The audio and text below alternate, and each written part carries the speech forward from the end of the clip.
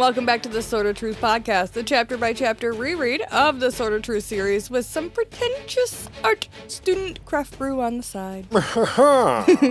I'm Jade, and I'm here with Nate. Hello. And today we are watching while Richard's faith in humanity gets completely curb-stomped in Chapter 65 of Soul of Fire. Yeah, this is the one where Richard kind of learns his fate in Andereth. Yeah, you have all that hope built up, and you're like, it's going fine. All the people I met, they smiled. I know that there's lies, but they all smiled at me. This is gonna go great. It's fine. It's not great. But you know what, Richard? I know how you feel. And that's today's moment of truth. So in last chapter, Beata got a brutal fucking reality check when all of her squad of kids got slaughtered by the IO soldiers. And Fitch hit the climax of his hero story and had his book closed forever. Because he died. Well, he had his mind opened. Yes, exactly. But not in the way that we would have hoped. This chapter, we move away from the outskirts of Andereth and move directly into the center of its power and probably also geographically, like probably close to the center, just based on most towns and things. Yeah, but I think Andereth is also a coastal town? Yeah, but Isn't it? Yeah, but you wouldn't have the important buildings right on the coast, right? That's true. Yeah, you're probably right. It's towards the middle. Yeah. I know some stuff. So we're inside Dalt's new office, because he got the shiny new office now that Bertrand has become the sovereign. And Hildy is, sliding her way into his door today, wearing a revealing white and gold satin dress. Not blue and black. I don't know if you guys were around for that, but it is for sure white and gold. I don't even remember how I felt about that dress back then, but I know enough to not bring it up again.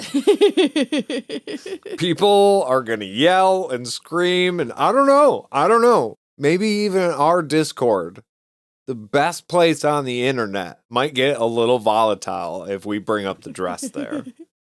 I just know that I fucked with my phone settings, and I saw it both ways. Like, I was able to turn the brightness up on my phone, and you can change it. And, like, how your phone-specific settings were, I think, is what determined how you saw it. Which is what fucked with everybody. I got off on a weird tangent here. So Hildy's in her hot little dress, right? Even though, according to Terry, nobody wants to fucking see this. Right. So she's in there, and she's giving Dalton all the fucking adoration. She's heaping on all sorts of praise and like, oh my god, you look so fucking good in here. You look so much better than Bert ever did behind that desk. And Dalton is responding in kind. You look ravishing as well, my dear. Even though he's on guard and unsure if she's actually meaning anything she's saying or if she's really just like a snake. Right. Up until this point, it's all been like edgy but polite.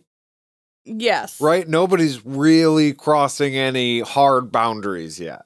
But they both are fully aware of who the other person is. And the game being played in this whole thing. Yeah. Right. Oh, yeah. And we know that Hildy has, like, propositioned him before and been like, oh, eventually shit will happen and you'll come to me. So, like, there's a whole thing going on. They know each other. They're playing a game. It's a chessboard. Yeah. She was giving him shit about being loyal. Yes. At this point, she drops the election results. That's what she's here for, right? She's letting him know that 7 out of 10 people in the city voted against Lord Rawl. Damn. And up to 9 out of 10 soldiers so far have given him the X, so voted against him. So pretty much, he's got it locked in. Yes, well, the IO does. Richard is lost. Right, exactly. When we have an election here, it always takes a long time. And like when the final results are in, it looks different sometimes than early results. But this is probably just a majority rules type thing. Yeah. And so this is enough to say it's fucking over and you won. Well, and there's even a moment where he says, like, if it's close, Richard might feel the need to press his issue, because then there's Right. only a couple people I need to win over, and maybe it's worth fighting the war. But if it's far and away, Richard has nothing to fucking say. Like this? Yes. Yeah, 8, 9, and 10? Yeah, nobody Yeah. wants you here. Okay. Basically. Dalt's absolutely fucking thrilled by this. He's like, okay, thank you for telling me. That's awesome. You know, I've been super fucking busy. I gotta go tell my wife because she's gonna want to know this. Yeah. And Hildemara stops him. She's like, hold on. With just like one finger. She just like puts a finger on his chest and is like, hold on a moment. Actually, she probably already knows. She probably heard from Bert. Her and old Bert have been having quite a bit of time together, and you know how he likes to talk when he's between a woman's legs. What? Yeah. Dalt at that point fucking freezes, and he hears the alarm bells ringing. You know, the world is fucking falling apart. He's thinking about all the time he's been away from Tess, and how awed she was by the Sovereign before. Right. And by Bert in general. And he's like, fuck. Right. And I might have fucked up. you two are the only two that are telling each other everything. So, I mean, this is a test. She didn't say anything about this to you. Therefore, it's not happening because I trust her. Or Right. is this going to worm its way into your brain and go, is she really? Yeah, I think that's where he goes at first. He's like, is it true? Right? He at first tries to dismiss it. He's like, that's not a funny joke. And you shouldn't be spreading stupid fucking bullshit rumors. Right. You asshole. And she's like, nah, I'm not. It's a fact. I saw that bitch walk out of the room. Like, it is happening. Damn. At first, Dalton's like, well, you know how she likes to pray. And Right. Hildy's like, oh, no, hold on. Let me fully give this to you. He's been bragging about it. He told Stein how she's a very bad little girl in his bed, and goes into a little bit more graphic detail there. So, This isn't just hearsay anymore. People are talking about it, and you're the last one to know. yeah. She seems to be doing it out of duty, quote unquote, right? But it doesn't seem like she's restrained herself. Like, she seems like she's enjoying it and doing Right. whatever he wants. Well, we know that she was coming on to him earlier in the book, so hey, your little loyalty thing with your wife is gone now. So, yeah. what's up, big boy? Yeah. Dalt feels the blood rush to his face. He's seriously considering fucking murdering Hildy right here, just stabbing the fuck out of her. Here, use my knife. But he decides he's got to stay a little analytical. He's got to stay calm and not lose his shit right now. Okay. Even though this bitch is kind of playing in his face. True. Like, that's a hard thing to tell anybody. And if you're gonna come in here and like smile and like laugh while you're telling me about how your husband is humping my wife, I don't know why you think you're gonna walk out of the room. It's one thing to tell me, like, we can talk. I'm not gonna shoot the messenger, but if you're gonna be a dick about it, Right. then I might. Yeah, are you laughing at me while you tell me this horrible news? Fuck you. But also, this is boss's wife. Yeah, So you gotta be on your shit. You gotta mind your manners, etc. to a point. Well, I mean, at least in Dalton's stance right now, because he's still trying to play the game. Right. But apparently, Hildy's whole point in being such a dick about it is because she's always hated the smug superiority about his vow. Like, you're always talking about how you're loyal and you guys are faithful to each other, and I just wanted to fucking bring you down a peg and show you that you're just like the rest of us. Damn. Yeah. That's cold. That is, you just wanted to hurt me. That's all. Yeah. I was just happy with my wife. That's all it was. Damn. Fuck. She calls the affair an honor and slips in that, hey, by the way, this couldn't have happened if you didn't make Bert the sovereign. So your wife wouldn't be fucking him if you didn't put him in the position to fuck your wife. Right. So, way to go, bud. So you did this. I'm just letting you know that you did this. You did this. This is your fault. Yeah. Anyways. Congratulations. She openly propositions him now. She's like, hey, by the way, vows are broken. You told me you were going to come to me first. There so it is. You should come to me first. There's the reveal. I don't remember what it is in magic. The flip the turn of the river? No, that's cards. The Prestige? Yeah, the Prestige. Where it's just like, now it's been revealed what the trick is. turn. She's here to fuck. Yeah. Yeah. Yeah. We'll make everybody on even ground, right? Right. Make Dalt the same as the rest of us. He's not any better than the rest of us because now he's fucking me. Everybody's fucking everybody. Everybody's fucking it's free everybody. love, baby. Yeah. And then she'll have something on him. Yes, she will. But then she turns, she leaves him in the office to kind of mull over all this bullshit on his own. Since Dalt's left alone to contemplate, what I think would help him contemplate is probably a nice frosty mug of beer. So you know what I think we're going to do in honor of him? We're going to take a beer break and have a nice frosty mug of beer. In honor of him? Well... Or in spite of him? There you go. That one. That's the one. Okay, we'll be back. Hey, Nathan, what are we drinking today? Whoa, surprise, Nathan. What the hell? If you've looked on Urban Dictionary, you know what a surprise Nathan is. Anyways, today we are drinking Corona Sun Brew Citrus Cerveza. Ooh. It is a fruit-forward Mexican lager brewed with real orange and lime peels with coriander and a little splash of real citrus juice from concentrate. Sorry, from concentrate. Unlike a traditional Corona Extra, which requires a manually squeezed lime wedge, this variant comes with bold, sweet, juicy citrus flavors built right into the brew. No man needed. That's right. Clocking in at 4.5% and an unexistent IBU rating, it's gotta be 0, I would imagine, because it is sweet as hell. I'll tell you, my face doesn't do the face thing that normal IBU things do, so yeah, that's probably right. Honestly, I have nothing bad to say about this beer. Oh. The only thing I would have to say about it, which isn't really a bad thing about the beer, it's just my preference for flavors, is that it's very citrusy. And citrusy is not necessarily my top fruit flavor. Right, we've talked about that before. Yeah. And also, this is not a craft beer. 'Tis not. So, I mean, point away from that. Yeah, just those two things. And like, again, the first thing is not really a hit on the beer. Again, I bought it. And I know that I don't like citrus things, so that's on me. But it's not that I don't like them. I like the red fruits and the melons, and then the citruses down here. But it's still like 8 peels out of 10. Still really fucking good. Yeah. Would be happy to have again. Probably will buy again. Potentially, yes. It's not craft beer, but here's the thing. It's mass-produced beer, so it's pretty cheap. Yeah. And that's just fine. Yeah, I like that. That's why we got this. I got 12 of these instead of 6 of Right. the other thing I was looking at. So you know what? I'm going to have a good day. And I hope you do too. So the perspective shifts at this point to a thoroughly exhausted Richard, translating Joseph Anders' journey book and realizing that the man wasn't just arrogant. He felt like full-on contempt for other wizards.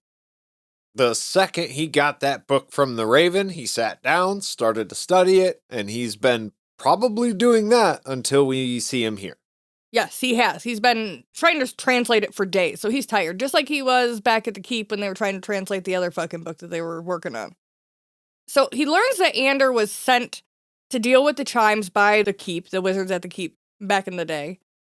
He found the solution simple, but did not want to be told what to do. So when the old wizards were like, okay, you found the solution, fucking do it now, because people are dying, he was like, you're not going to tell me when and how to do it. You trusted me, so just trust me. Okay, guys? It sounds like it was either a complicated thing that required more than just go ahead and do it.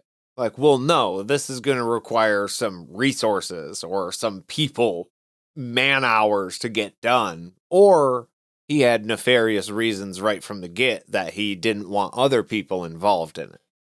I think he saw the solution, but he also saw a way to protect his own ends. In his own interests. Yeah, and so he thought that he was smarter than everybody else, so he's just going to do it his own way. So I don't want anybody else in my fucking business, basically. Got you.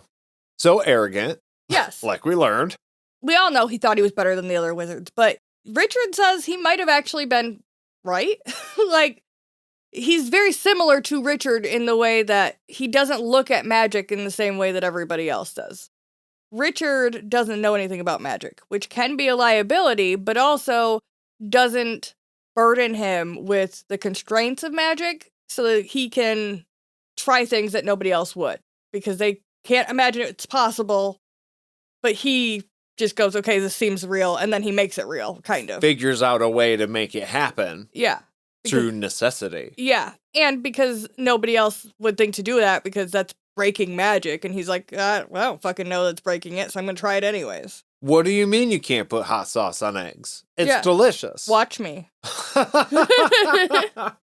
So he gets Ander in that way that, yeah, everybody tells me that I'm fucking wrong and doing things incorrectly, but I can see the truth, and they don't understand me, so I understand where he's coming from. So Richard reads somebody else talking about how, oh, I'm so superior. And Richard's like, oh, I get it, buddy. Yeah. Yeah. Yeah, me too. Yeah. These idiots just don't get it. Throughout it, there's a very strong threat. Like, he's like, yeah, he's a dick, but also kind of, maybe not. Like, maybe a genius? I don't know. He had a town named after him. He didn't do terrible. Like, maybe we would have been best friends, actually. Like, we're twins, actually. He explains that Ander viewed magic not as a set of rules, but like an art form, a means of expression. So it's not something that you should be painting within the lines of. You should make your own. I like you know that. What I mean? That sounds dope as hell. Yeah. I know I've told you a couple of times how you can see the note structures in like different keys for different instruments all laid out in a circle, and it kind of looks like a magic spell. And I just think that shit's so cool. I think that's what it is. Like that's a musical structure, but you could pick and choose any of those elements to create something that nobody's ever heard before. Yeah. Well, magic is music. Music is magic. It goes both ways. And at some point, somebody had to have set those boundaries in place, right? Like, somebody had to decide that those were the boundaries. The only way that they did that was by testing them, right? Right. So, gotta know where they are first. The only way to find new boundaries is to test it. Like, I don't know. It makes sense. Richard reads a quote that a wizard who cannot truly destroy cannot truly create. And basically what Ander meant by that is that wizards without subtractive magic were basically fucking handicapped. So wizards like Zed that only have additive now can't really create in the same way that the wizards of his time can. Well, I mean, I can understand what he's talking about there, because those wizards had the ability to create different elements by the destruction of other elements. You know what I mean? So it does kind of open up an entire new level that you wouldn't be able to do without the being able to destroy something. Not destruction-wise, but like the using of material to build something else. You're losing a whole half of your ability to do things. So it makes sense what he was saying, and also makes it very clear that Zed, being the most powerful wizard of our time, is nowhere near as powerful as the wizards of that time.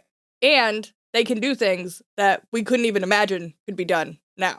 I mean, he's the first wizard, but that's just the first wizard of nowadays. Yeah. I imagine there was still a first wizard back then, but the scale has changed throughout the centuries. So it's the same title name, but it's a different thing. Yes, it's totally different. And in response to what Ander had done to stop the chimes, he wrote back a cryptic fucking sentence saying, "A grace might rise in obedience to an inventive spell." Which, I'm sorry, is not a good enough answer if I was the keep. What does it mean? It means that the grace itself can bend the laws of creation. You know, underworld, life, death, whatever. He's basically saying, I came up with a spell that's going to fuck with the way the grace actually functions in order to fix the problem. unless maybe it's in accordance with the Grace's wishes. It wants something. It wants to do certain things. And so if you go along with that want of the magic, even if it's something that it doesn't normally do, it would allow you to do that. It's like water flowing downhill. If you dig a new trough or a whatever, it'll go that way now. Yeah.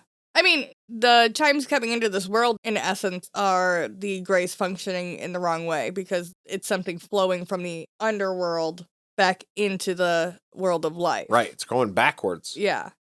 So, in that vein, yes. Short version, yes. I accept. Richard drops a theory at this point that Ander didn't actually banish the chimes as he was instructed to do, but he got creative and used them to power the Dominate Dirge. So the chimes are in the dirge. Ah. So what does that mean for the chimes being in the world now? Like, do we know if that makes the dirge behave any different? I would hazard to guess. Like, my thought of the way that it functioned is that it always rings them all if you ring one. Because that's the overall defense. If one person sees somebody coming, the whole line's going to ring. That way it's always protecting all the way around. Protects the whole line. I just think that Richard's brain probably wouldn't be, fully shattered every time if they weren't in this. That's an interesting question. When the bells rang, because Kara rang them, did Richard react? Oh.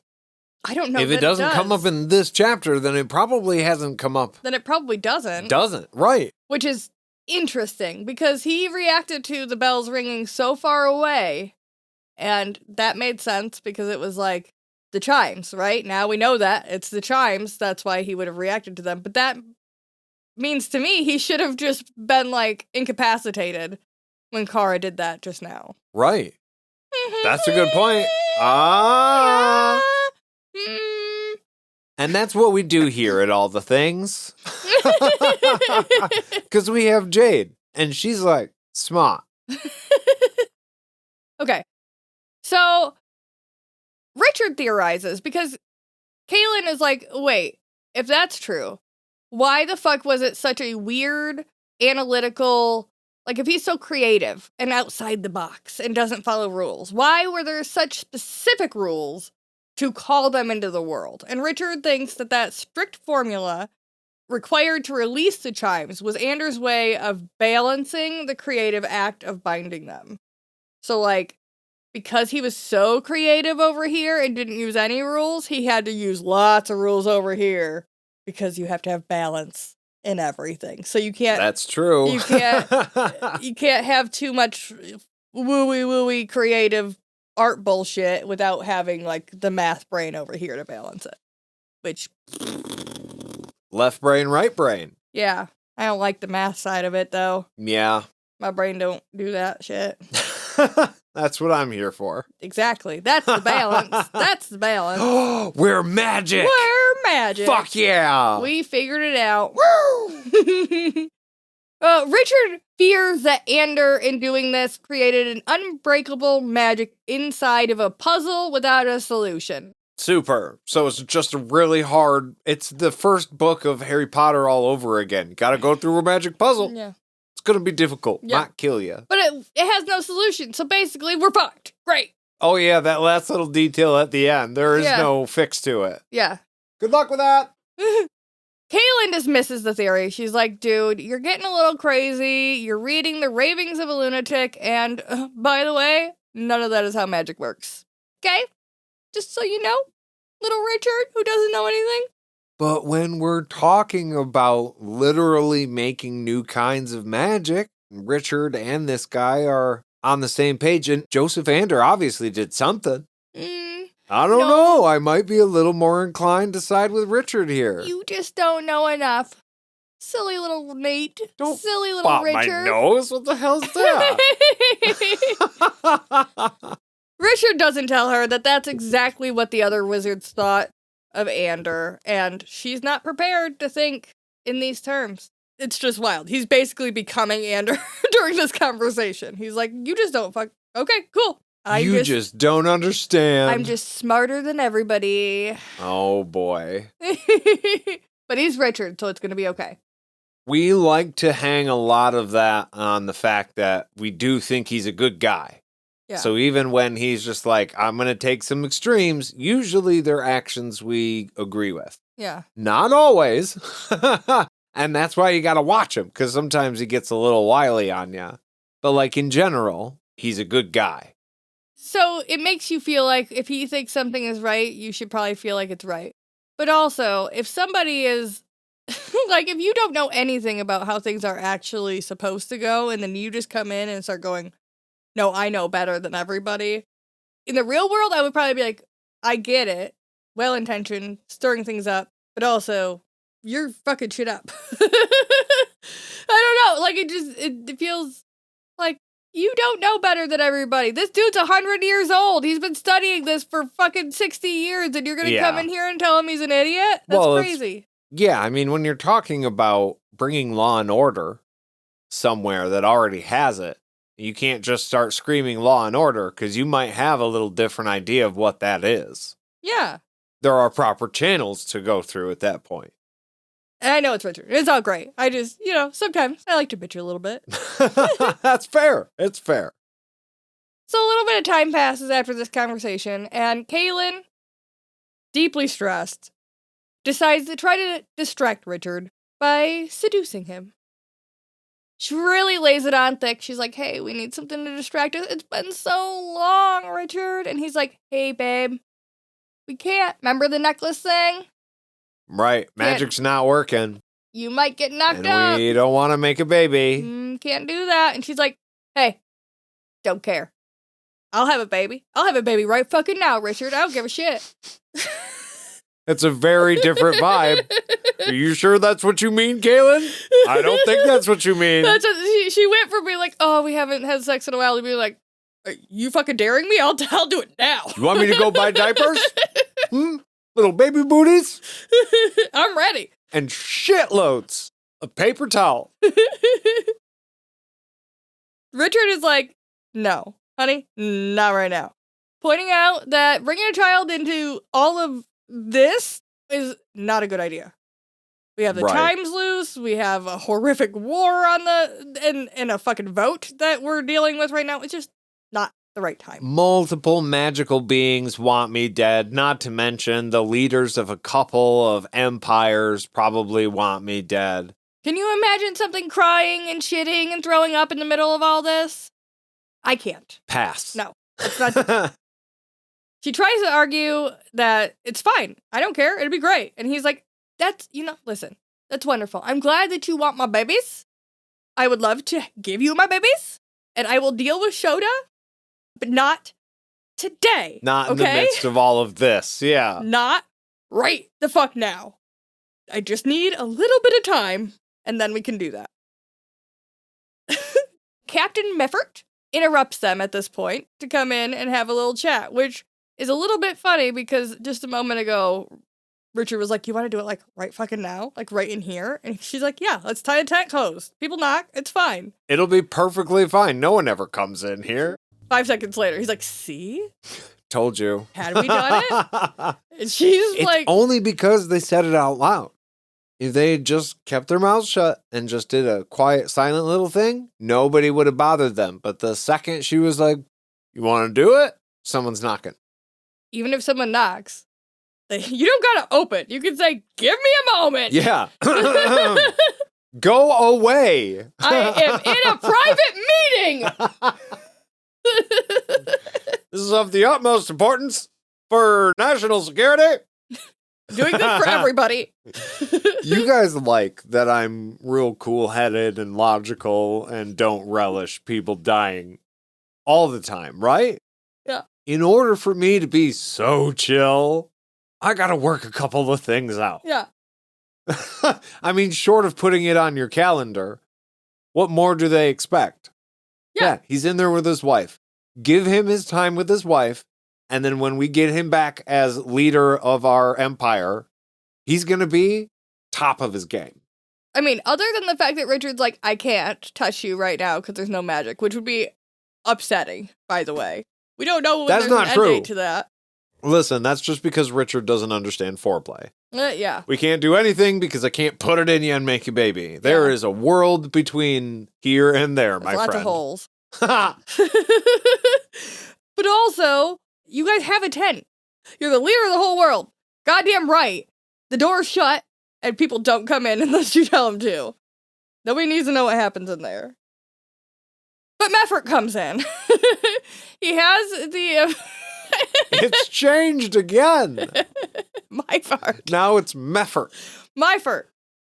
He comes in to deliver the official vote tally, and it's a total disaster. Yeah. 7-10 against them in Fairfield. Richard is upset. He demands to know what the vote in Westbrook was. He's like, okay, fine. Fucking Fairfield. Fuck Fairfield. They had lies fed to them anyways. They're stupid. Right. Tell me about Westbrook. I liked the people in Westbrook. I talked to their children. Tell me, what did they say? And, they all voted against him, 9-10. Damn. It was even worse in Westbrook, where he sat and hung out with those fucking people. And Richard is absolutely crushed by that news. He feels like he's falling through insanity because he looked at those people in the eye. And they still went with the propaganda. Yeah. I mean, you did have a good feeling while you were there, but also you showing up out of nowhere and being like, hey, I'm your new guy. Cool. I'm going to go kick your king's ass or your government's ass and then peacing out would make most people a little nervous. Well, and then we know weeks later, now they're getting information from the higher ups in this area telling them about Richard, and they go, oh, that must have been what that was about. He's just a crazy ass motherfucker, but now there's a vote and it's going to be handled X. You're already indoctrinated and you're fed lies by the people that you trust. And you can talk to somebody, you can tell them the truth of things in their eyes repeatedly, have them agree that the things that you're saying are correct. And the other things are wrong. The way that they are being done is wrong, and that you are correct, things need to change. And then they will listen to somebody else talk and they go, actually, that was all fucking bullshit. Yeah. Because that's just the way the brain is. If you've been taught something, it's really, really, really hard to pull out that fucking thread of lies all the way out of the brain. It's entrenched in there. So, Richard leaves Kahlan in the tent, because he needs to go out for a fucking walk, which I don't blame him for. I thought you were going to say smoke. Probably. He's probably going to go have a smoke. He's probably going to grab a bottle, and he's going to go have a nice little hoof-about, and process the total collapse of his faith in humanity. Yeah. What's a hoof-about exactly? A hoof-about. I don't know if that's actually a term. I just made it up because, like, hoofs, like, you walk with your hoofs. Oh, I understand. I thought you meant like huff and puff. You're like hoofing.